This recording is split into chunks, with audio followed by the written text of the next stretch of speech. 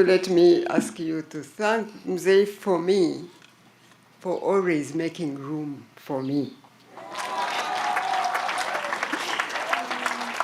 Because I have no room here, I have no business really, but he always makes room for me to say something.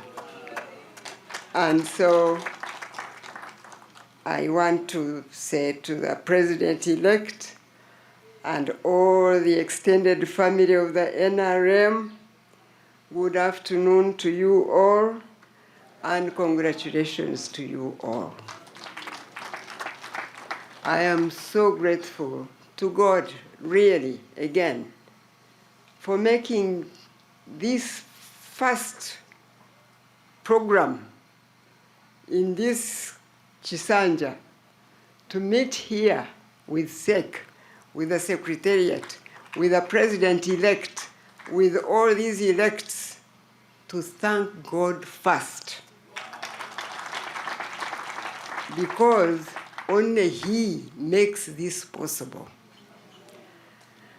And He gives us an opportunity now, then, to thank every one of you, because I hate to go into the names, but looking at you, I remember that none of you was left the president alone, and the contribution of each one of you made God's divine purpose possible.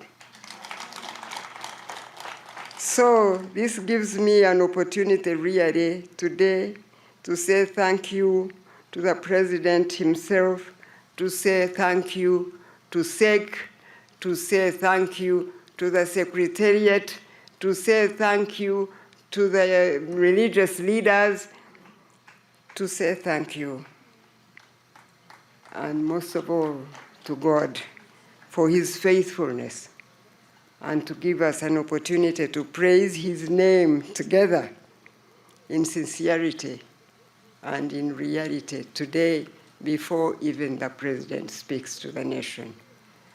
I want to thank you and to welcome you to our village and to this compound. We must thank you all for hard work and for leading the people of Uganda to do what is right and good in the eyes of God. We must now rededicate ourselves to the service of God's people, and He will bless our effort like He did in this election campaign. For me, that is enough. Congratulations to you all. Thank you. Now, I want to thank God for this victory. And all the victories we have had in the last 50 years, 55 years of struggle since 1971. I also want to thank the NRM members and all the leaders who have been mentioned here, because all of them played a critical role in this victory. I don't have time to go into details, but it's enough to give a summary, to give that general thank you. I want to thank the armed forces for maintaining peace. I want to thank the religious leaders for praying for this success, many of them. I want to thank even the cultural leaders. Many of them are very responsive. They are very responsible. They don't support bad things. Although they are non-partisan, but they work for peace.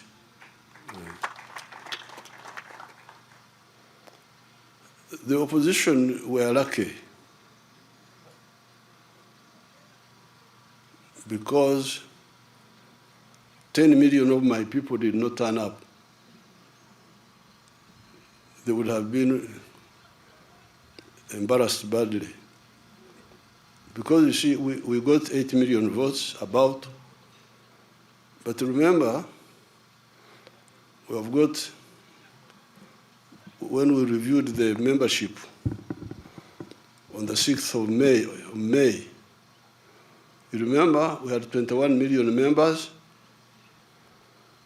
and 18 million of them are voters. But we are now talking of 8 million who turned up. So the opposition, and many of them who did not turn up are our members. 10 million of them did not turn up. So we must find out why. Why the 10 million? Me, I have some reasons which I will discuss with SEC. So the opposition are lucky, because if all our members turn up, there will be no opposition in Uganda, I can assure you.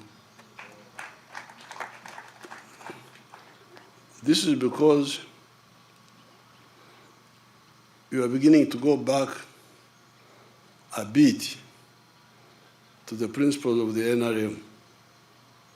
Because if you remember, those who are old enough, if they remember the elections of 1996, people were not willing to listen to any story from the opposition, from Semugeri. They said, Semugeri, please, please, please, don't disturb us. And he had no impact in many parts of the country. Because that time we had dealt with the major needs of the people. That time, the major needs were, number one, a disciplined army, which would not kill people, no extrajudicial killings. People are very, very happy with that. Amaje agaringaba bikira. That's what they used to sing. They would sing an army which is like nuns, soft. That was number one. Number two, these people who know Nyankore and Rikiga and Rinyoro and the other dialects would say, NRM ekatuweho kulyana. NRM yatujangako okulumangana. NRM has removed sectarianism, actually, that's what they were talking about. NRM has removed sectarianism from us. This was 1996. Then, that time, we had started rehabilitating the infrastructure. Rehabilitating the infrastructure, and they were beginning to see that rehabilitation is coming. And we had also solved the issue of shortages. Shortages, lack of soap, lack of salt, So people were so united. This one is coming back now. When I was campaigning, I could see it was that atmosphere of maximum unity is coming back. Why? In many areas, it is mainly because of peace. Like in northern Uganda, West Nile. What? What are you talking about? You want to bring war again? No. Northern Uganda, some parts of eastern Uganda, this is one factor, peace. But then also especially PDM, has given in some of the areas, it has given people hope that we can get rid of poverty. Then the skilling hubs, these few skilling hubs we had scattered, those have given people hope also. So there is a way children who had no hope becoming very useful with just 6 months of training. This one is exciting a lot of people. So therefore, we must analyze, find out. I have some reasons, but I will mention them in a sec. That's why I'm saying the opposition are lucky. They have not seen our full strength. just 80 million people turned up. Many of the spirit votes are ours. The 200,000, almost 300,000 spirit votes, because these are our people who, the elders and so on. So, but it's a good test of the strength of the NRM, but it's not all the strength. If all the strength of the NRM turn up, there will be no opposition in Uganda. Now, unfortunately, the opposition, some of the opposition are wrong, but not terrorists. But some of the opposition are wrong and also terrorists. So I will discuss with the interreligious. The other time when we had a meeting with the Interreligious Council, I told them if we can find a way of advising these misled people so that we don't have to use a strong arm on them, it will be better. Of course, we have the capacity to, because they were planning, there's something happened in Butambara. Butambara, a character called Chivumbi was defeated.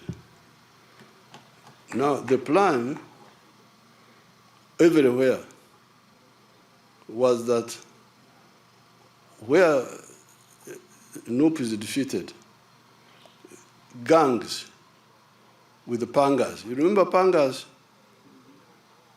With the pangas should attack the polling station. And that's what they did. When Chivumbi was defeated, they came with the pangas to attack the polling station, and they were shot. 7 of them were shot dead there with the pangas. Now, those who came to Nakasero on the 14th, on the 13th, remember that I was up the whole night. I didn't sleep.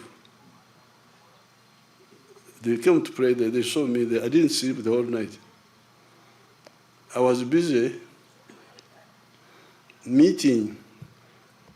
The problem, the group of these traitors, like Kyagulanyi and some of the other opposition, not all of them, some of the opposition, especially the ones who used to belong to the Besigye group, Besigye wing, they don't understand that Uganda is a land of matters.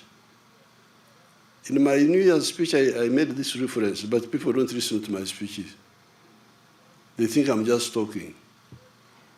I never talk anything. Everything I talk is deliberate and decisive. If you read that speech of my New Year, I said, you people, Uganda is the land of matters, if you don't know. Matters, this is what they call matters. We're young boys, young boys, all of them. I don't think there was any, I hear there was one who was 40 years old, but all the others were young boys. But when Mwanga told them to do bad things, they refused. And Mwanga said, I will kill you. He said, okay, you kill us. That's what happened. And they died, but the one who killed them disappeared also. Then you come to the political matters. Be careful with the Ugandans, you people, be very careful. You may think you are this, you are that, but be very careful. These Ugandans have got, they are from very strong tribes, strong culture. They have got a very strong sense of fairness. The Banyankore don't believe in Okugurukira. They don't believe in it.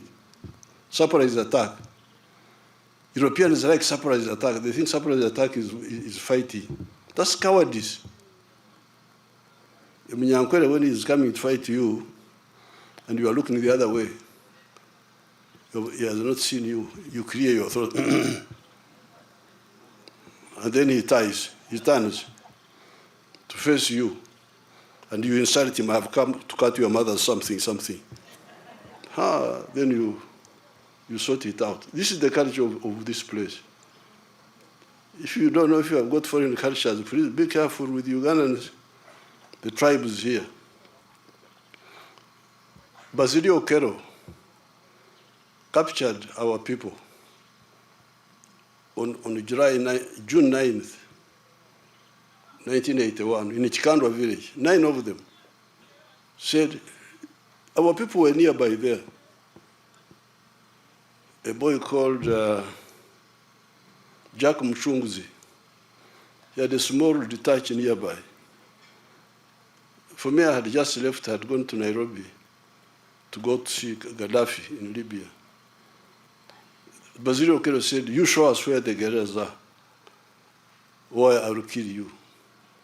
Rutamaguzi told the other 8, Nkanjirwa, Sentongo, there were 9 of them.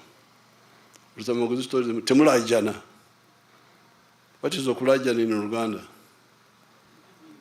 Huh? Don't ask for mercy. Temulajana, don't ask for mercy. And Basilio cut them with pangas. And Basilio thought he was victorious. But what happened to Basilio is another story. So this is the Uganda. Now, what these people were planning is what Kivumbi did in Butambala. They were trying to do it in all areas. That's what they planned. Of course, I knew they planned. But more importantly, that where they don't win, they should cut people. Of course, we were ready to deal with them decisively. But even better, most of the Nup people who were supposed to do that refused and came and met me. This is not the first time they met me, told me the whole story. Oh, okay, you go. And this is not the first time. The other year, when there were riots in Kenya, the same riots were supposed to happen here. But the people they wanted to use came and told me. And we refused the. So therefore, I am advising this small group of traitors. But they are working with foreigners, some homosexual groups, some this and that. So when I met Bishop Jumba here, some days ago, we had arrested a priest in Masaka because he was involved with Kyagulanyi. They wanted me to release him. I said, no, you can't release him. You can release him if they tell the truth and they stop. Because that our interest is not to punish. Our interest is that they must stop doing this and never do it again. So therefore, I'm really I want to salute the people of Uganda. It's not just the security forces who are maintaining peace, it is also the people, including the NUP members. Very many of them.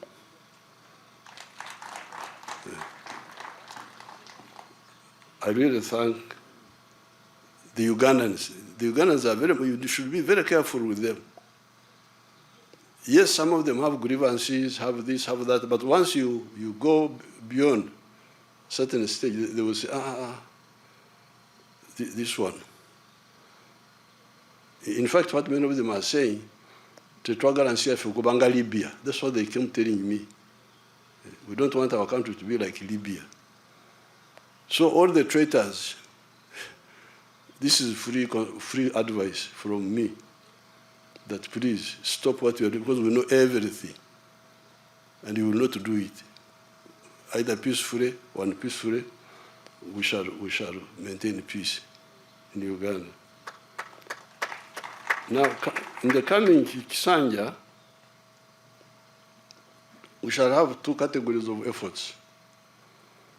Category one is supporting the rich, because many Ugandans are now rich. The rich, the Basajja Barabas.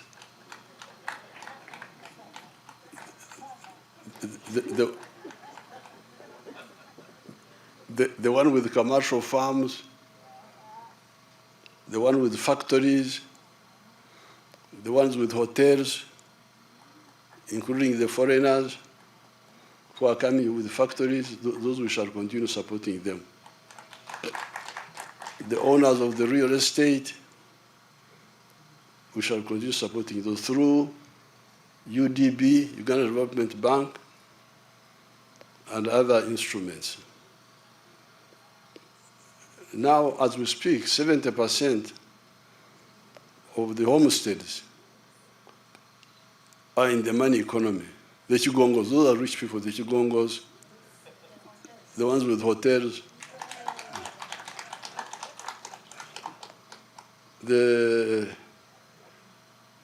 These are like 70% of the population now who are in the money economy.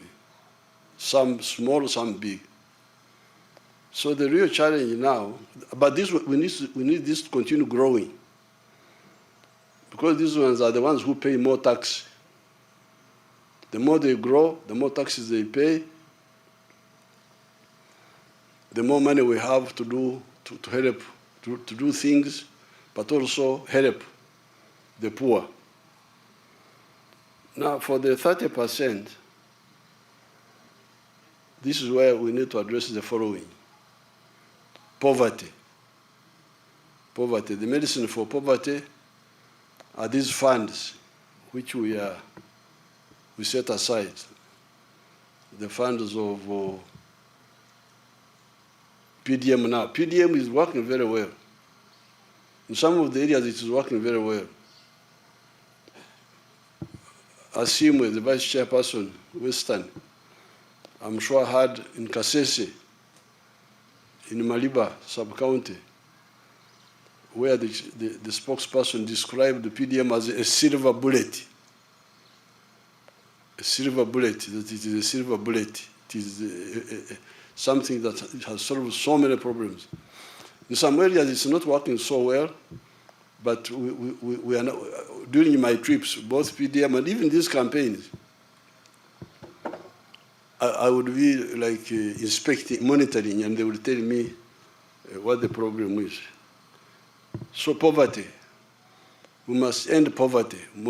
All these homesteads must get out of poverty, this 30%. Because it is that poverty which opens them up for all this manipulation. Now, these opposition are even some of the NRMs, are abusers of our people. One of the plans was to get money from outside and give bribes to voters. What is the bribe? 10,000 shillings per voter. Now, I don't know what 10,000 shillings can do. Can it buy a fish? Can it buy one fish or something? What can 10,000, can it buy a hen?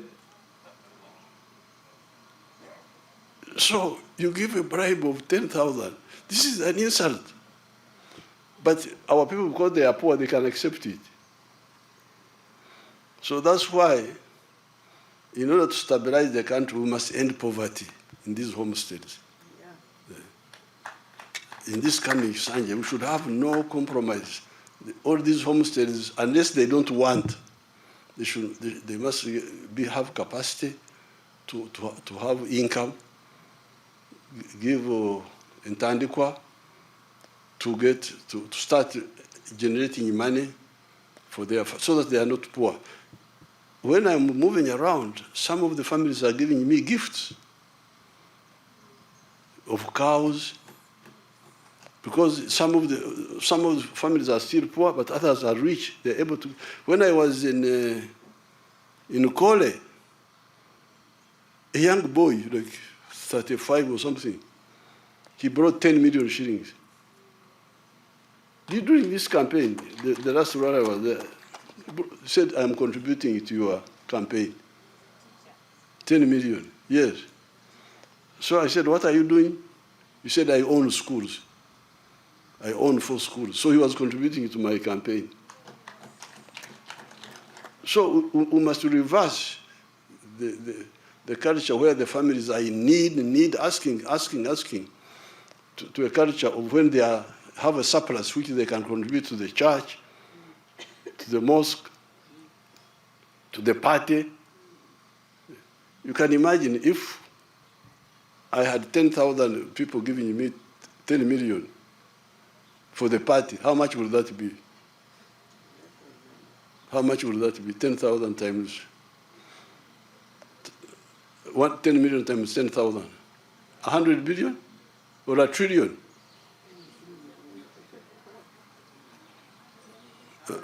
Huh? 100 billion. Yes. That's number one. We must end poverty in our homes, because it is that poverty which opens gate for all these other problems. The other area is education. Free education. Free education in government schools. That program was sabotaged here. All these children who are in the ghetto are because of dropping out of school, because they can't afford school fees. Then health, in the area of health, the shortage of immunization is doing well, but the problem is with the drugs in the hospitals. You, the elected leaders, you must monitor these programs in your area, because all these things are happening in portions of Uganda, parishes, sub-counties, in your constituencies. You must monitor the drugs in the hospital. What is the problem? Are they being stolen, or are they not enough? If it is a problem, then bring it up and we deal with it. What is the problem? Then corruption. This corruption annoys people. They get so annoyed. Find out from our 18 million, the 18 million who of the party, how many of them are annoyed and why? By either corruption or unfairness. Then justice. To ensure that the magistrates, decide cases fairly. Land grabbing, resisting land grabbing according to the law.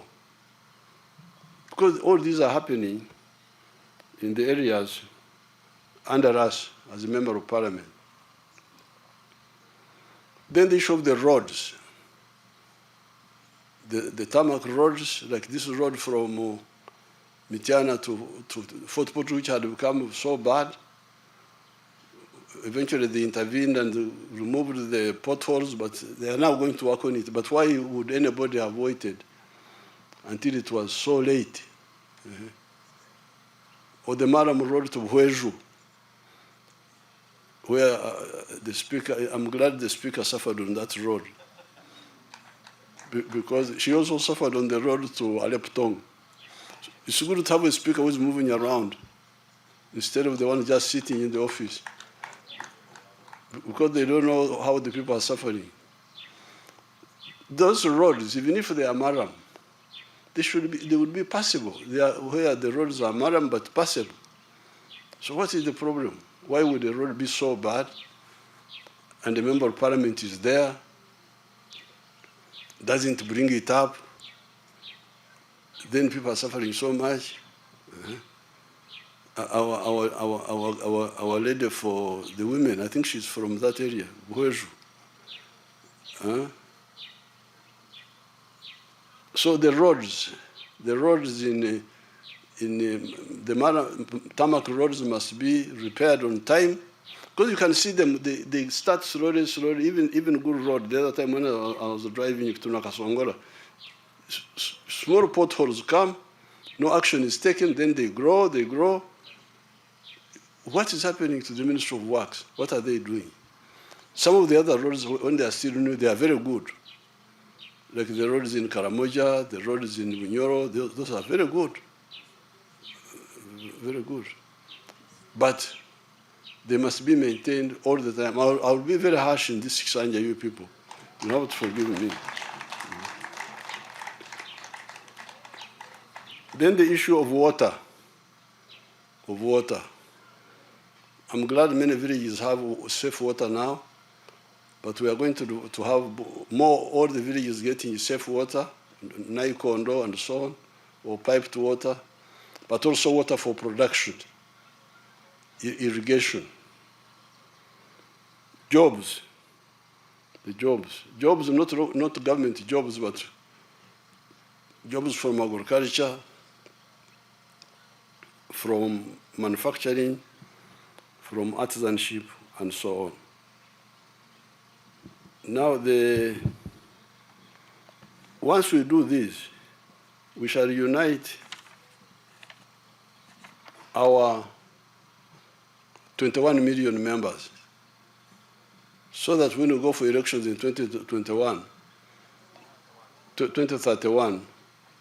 it will not be just because the people did not turn up after our members. Because you see, remember, in our membership, we are 21 million of the party.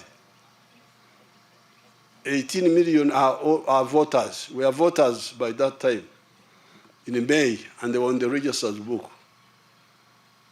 No, we checked, some of them were voting age, but not on the register. But when we checked how many got on the register, do you remember? I think the ones who got on the register were 14 million or what? So you get you see the loss. NRM has, on May 6th, we registered 21 members. 18 million of them were voting age. But when we checked, even that time, the ones who were on the register were like 7 million. They were voting age, but they are not bothered to register. Then we started the campaign to register them. I think by now, about 14 million are on the register. So when we say 8 million turned up to vote, that means that 10 million altogether did not come. Some were not even registered, but even the ones who are registered, you can see we are talking of 6 million who did not come. And why did they not come? We must find out the reason why.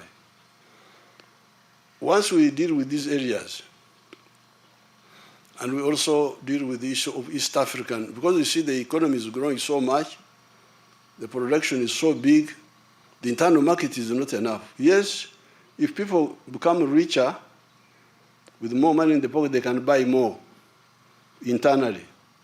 But we also need the external market. And that's why I've already started speaking to our East African leaders. This morning I speak to His Excellency Ruto. I'm going to speak to Samia and the other leaders about the East African community to make that market free so that we can sell easily without restrictions. Now, finally, this time we are going to start taking advantage of our oil, because our oil will start flowing this year.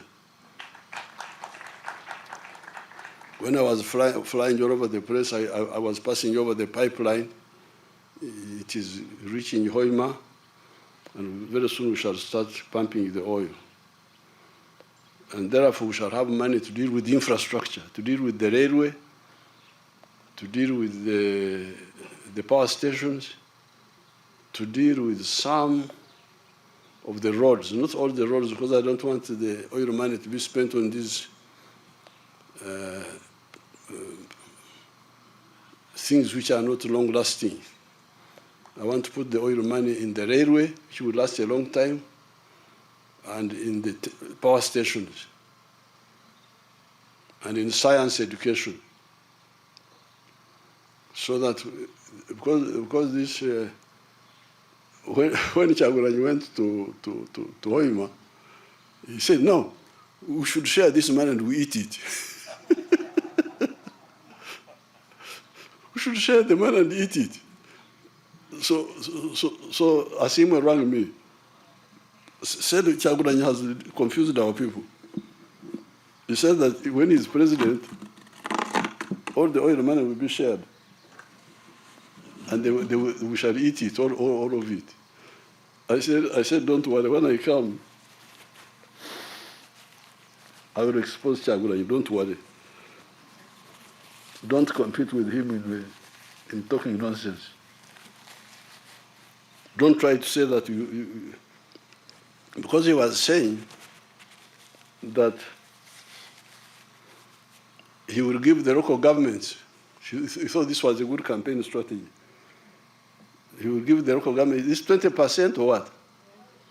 Yes, I'll give you 20%.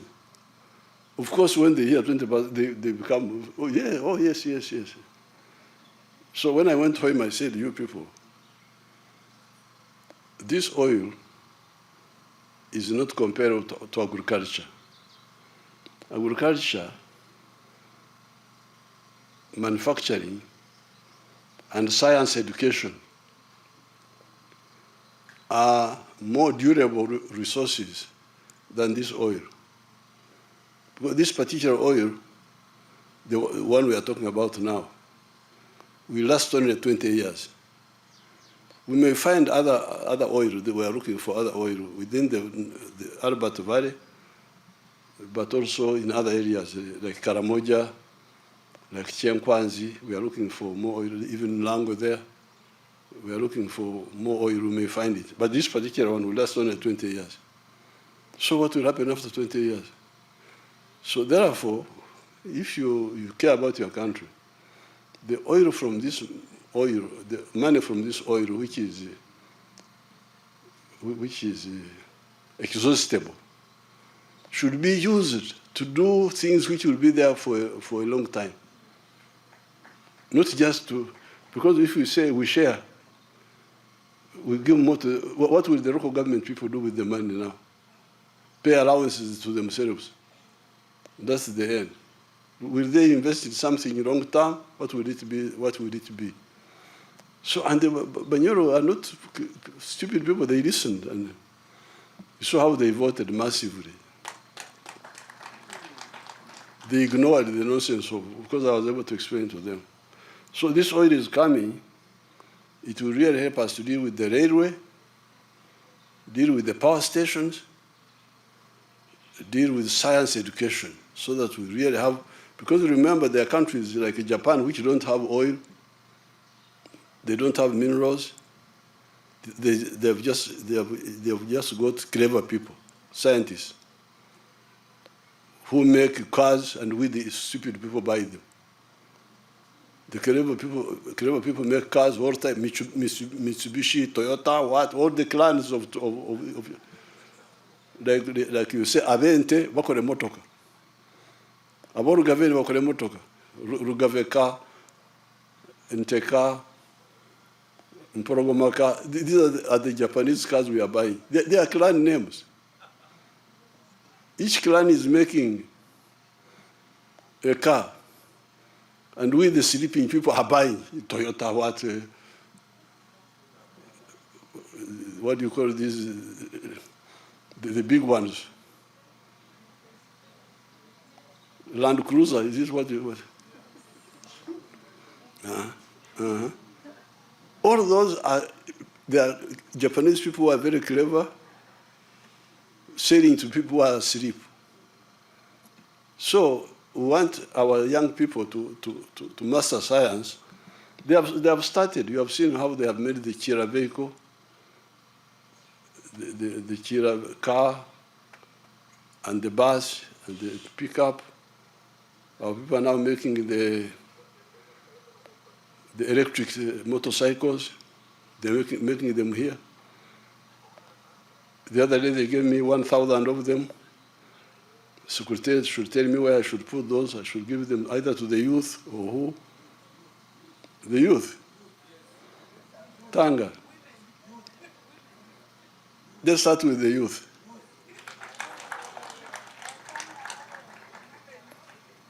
Because they gave me 1,000 donation. This is a group from a girl from West Africa. I've forgotten what they call their group. PPS can tell you. Then I committed to buy, because I wanted to give each per sub-county and maybe per county for the youth.